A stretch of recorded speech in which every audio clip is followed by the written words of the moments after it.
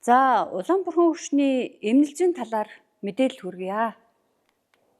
За, Улаанбурхан гэж ямар өвчин юм бэ гэхээр Улаанбурхан өвчин нь бол халуурн амьсгалын дээд замын өвчний ихэнх үедээ амьсгалын дээд замын болон нүдний салс бүрхчийн өрөвсөл арьсан дээр толбод, гөвдрүүд, тууралт шаталсан маягаар дээрээсээ доошоо ингэж гардаг цочмог халдварт өвчөө.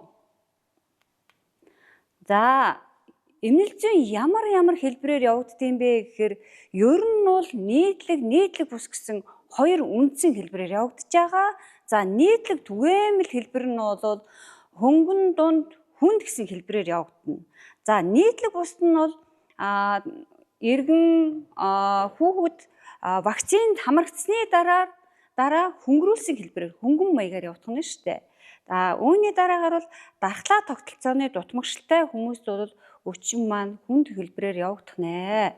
За, энийг дараагийн слайдаар бол дэлгэрэнгүй ярина. За, эмнэлэг дээр бол бид нар Улаанбурхан өвчнийг бол 3 үндсэн бүлэгт бол хувааж байгаа. С жигтэй тохиолдол, эмнэлэг зүгээр батлагдсан тохиолдол, лабораториор баталгаажсан тохиолдол гэж байгаа. С жигтэй тохиолдол гэдэг маань юу хэлээд байгаа юм бэ гэхээр зэрэг халуураад тууралт гарсан тохиолдлууд байгаа тийм ээ. Эмнэлэг зүгээр баталцагдсан тохиолдол гэдэг маань юу юм бэ гэхээр с жигтэй тохиолдолд нь халуураад тууралт гарсан байх нь шүү дээ. Энэ дээр юу нэмэгдэх вэ гэхээр халуурсан, туурсан өвчтөн маань нэмээд яг эмнэлэг зүгээр баталгаажсан Улаанбурхан өвчтөнтэй хавьтал болсон тохиолдлыг бол эмнэлэг зүгээр батлагдсан тохиолдлоо гэж авч үзэж байгаа. За, хамгийн сүүлд нь бол яг эмнэлэг зүй лабораториор Улаанбурхан өвчнөө бодоод баталгаажуулах нь шүү дээ. Энийг бид нар лабораториор баталгаажсан тохиолдлоо гэж ингэж 3 хувааж үзэж байна. За, Улаанбурхан өвчний үүсгэгчийг товчхондоо яриа.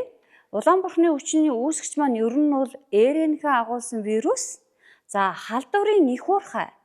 Халдварыг дамжуулагч маань ерөөсөө зөвхөн хүн.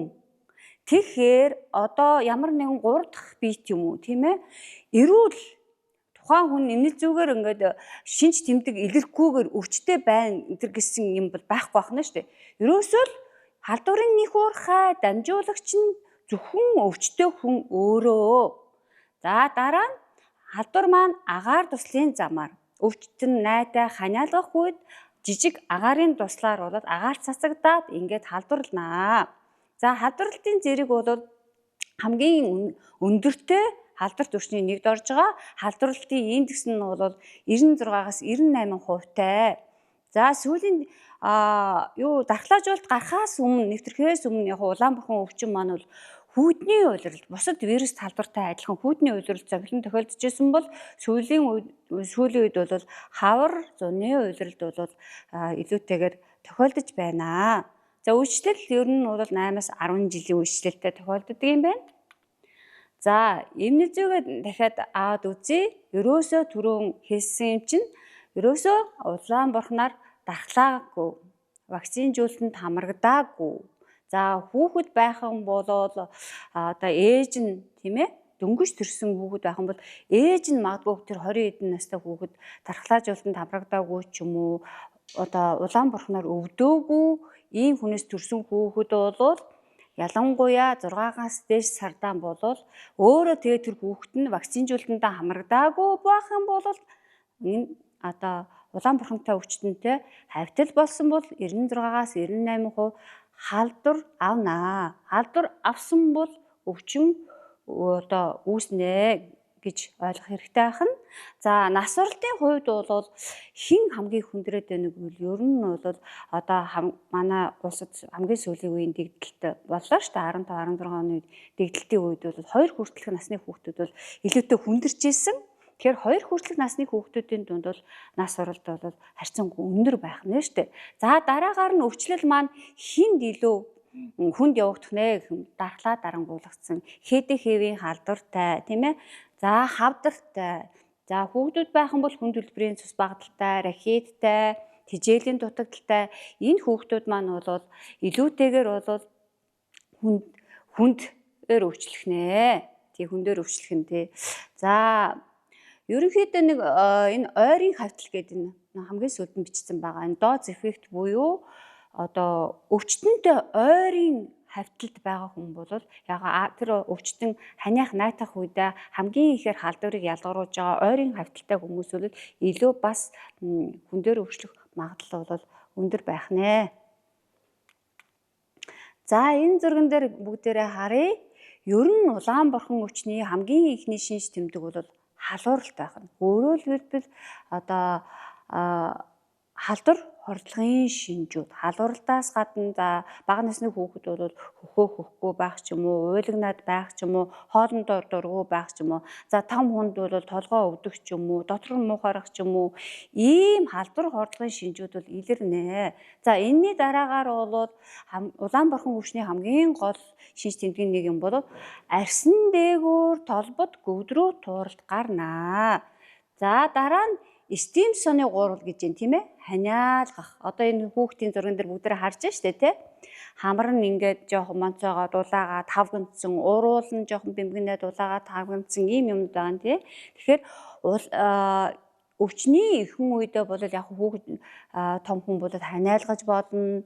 За хамраас нь шингэн нус гоожхон дараа нь бол нүдний конъюнктивит буюу нүдний сас бүрхүүлийн өрөвсөл энэ хүүхдээр харагдаж штэ ингээд нүдний зохин жоохон хавгандсан те сас нь улаачгсан энэ гурван шинж тэмдэг бол өвчний ихэнх үед бол байх нь штэ халууралтаас гадна юу байх нь нүдний сасын өрөвсөл конъюнктивит хамраас шингэн нус гоожоод нусгаараад ринит тэгээд ханиалгаад байх нь энэ гурван шинж тэмдэг болол илэрх нь өөрөөр хэлбэл 3C гэж одоо хэлж байгаа. Манайхан бол Стимсоны гурвал гэсэн энэ шинж тэмдэг бол илэрх нэ.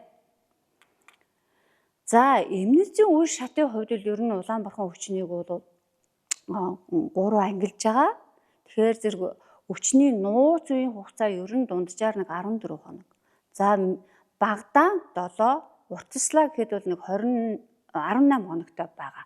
7-оос 18 хоногийн юугаар л авч үзэх нэ шүү дээ. Тэгэхээр зэрэг хин өвдөж ийнэ гэдгээс шалтгаалаад тийм ээ өвчний нууц үеийн хугацаа харьцангуй 7-оос 18 хоногтой бол хэлбэлцэх нэ. За улайралтын үе гэдэг байгаа. Өвчний ихэнх үе. Энэ үед бол үе нь бол 2-оос 4 хоног дунджаар үргэлжлэн энэний түрүүнд хэлсэн тийм эмнэл зүгээр ханиалгаад тэгээд нөгөө нүднээс сас өрөвсөд хамраас нь шингэн ус гоожоод ханиалгаад ч юм уу энэ шинж тэмдгүүд бол илэрх нэ. Үүн дээрээс нэмээд бол тууралт гарах нэ. За тууралтын үе бол 1-ээс 3-7 хоног ер нь бол үргэлжлэн. За Улаанборхны тууралтын гол онцлог бол толбон гүдрөө тууралт байгаа.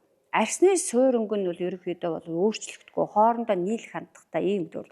Тэгээ хамгийн гол нь юм бол манай эцэг эхчүүд ерөнхийдөө анхаарах хэрэгтэй. Хамгийн гол нь шаталсан байдаг. Эхлээд толгой нүүрээр гараад хүүхэд бол хүзүү чихний араар гараад дараагийн өдөр бол одоо цээжээр ингээд мөчтөр гарна. 3 дахь хоногоос нь бол хөлөөр туураад эхэлнэ. Тэгээд энэ тууралт маань бол яг яаж гарсан тэр дэс дараа болоод бүдгрээд бор нөсөө үүсгээд цаашдаа болол зарим тохиолдолд жижиг хогжроо тууралт болж арилах нэ. 1-ээс 3-7 хоног хадгалагдаа. За хүндрэлийг бол дараагийн слайд дээр ярьчин. Нас оролт бол ер нь 0.1-ээс 10% байдаг юм байна. За улайралтын үеийг түрүү хэлсэн энэ Стимсоны 3 буюу ханиалгах ринит нүдний сас дээр үүсэл гэж байгаа. За энэ улайралтын үе дээр хамгийн гол нь бол энэ копликийн толб гэдээ байгаа. Энэ копликийн толб гэж юм илэрдэг. Ханиалгаад ринит хамраас шингэн нус гоожоод нүдний сас өрсөд байгаа энэ улайралтын үе дээр юу гарахаг гэхээр зэрэг амны салсттэй баг араа шүдний харалта улайсан салс дээр жавжин дээр гарах нь шүү дээ амын ангаад үзэнгүүт ийм жижиг цагаан тууралтууд гарнаа. Энийг бол копликийн спот буюу копликийн тууралт гэж нэрлэдэг байгаа юм.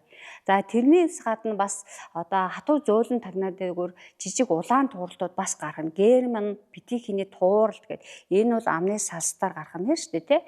За За энэний дараагаар нөгөө тууралтын үе маань эхэлэх нь тийм үү?